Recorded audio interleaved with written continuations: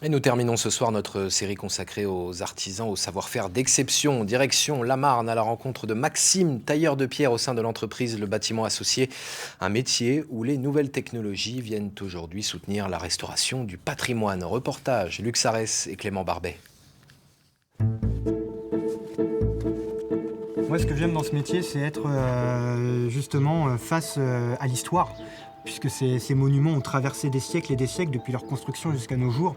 Et du coup, c'est pouvoir toucher et voir en fait la patte des anciens et restaurer ce qu'ils ont fait. Donc, c'est mettre ma pierre à l'édifice. Voilà 15 ans que Maxime Vivien est tailleur de pierre.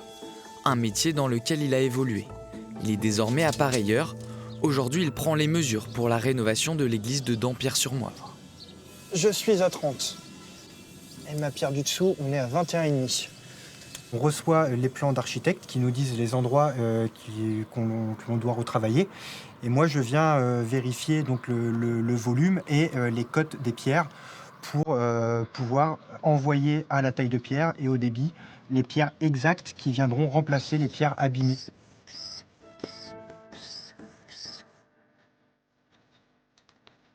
Ça va les gars ? Ouais. En tant qu'appareilleur, Maxime est au cœur de la chaîne. Les pierres sont taillées à l'atelier selon les gabarits qu'il dessine, puis posées par des collègues tailleurs de pierre. Ouais, bah là du coup il y a juste des parties de craie qui sont retombées, c'était pas prévu, mais du coup on les a toutes remaçonnées. Ouais, mais c'est très Puis bien. on va repasser un coup de rabot comme. Et bah, mon boulot dans tout ça, c'est de leur fournir les plans. Là, on est sur la fin. Et donc, c'est assez gratifiant parce qu'on voit que si ça correspond, c'est qu'on a bien fait notre travail. Des plans qu'il conçoit désormais grâce à son nouvel outil préféré, le scanner 3D. Je suis en train de scanner le départ de voûte donc, de l'église de Dampierre pour pouvoir en fait recopier cette moulure-là pour recréer l'entièreté de la voûte qui va venir ici. C'est un nouvel outil en effet que l'on a depuis 2021.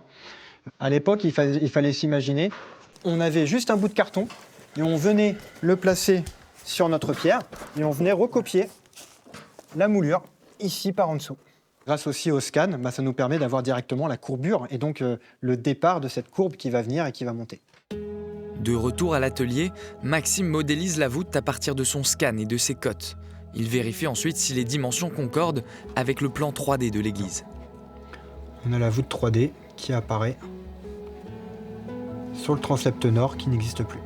On peut présenter cette 3D, donc cette maquette, à l'architecte et même au maire du village. Donc du coup, il voit à quoi ça va ressembler par la suite grâce à cette maquette 3D. Là, ça nous donne vraiment un aperçu réel de ce que va être la voûte par la suite. Une fois les plans imprimés, Maxime programme sa machine à commande numérique. 6 fois plus rapide que l'humain, elle est utilisée pour tailler un grand nombre de pierres identiques. Pour éviter de fatiguer le tailleur de pierre par un travail qui est exténuant, là, c'est dégrossir un maximum pour qu'il n'ait que la finition à faire. Là, on fait que du droit, mais actuellement, les tailleurs de pierre taillent les cailloux avec des angles, des moulures un peu plus compliquées. Si l'innovation a quelque peu révolutionné la manière de travailler la pierre, le savoir-faire de l'artisan lui reste le même. Patience, finesse et précision. C'est du temps pour apprendre à tailler la pierre. Parce que la pierre, ça se taille pas comme ça. Il y a un dicton qui dit il faut 10 ans pour faire un bon tailleur de pierre. Donc c'est quelque chose qui se mûrit au fur et à mesure des années. À 34 ans, Maxime est prêt à continuer à s'adapter aux nouvelles machines qui devraient bientôt être installées dans son entreprise.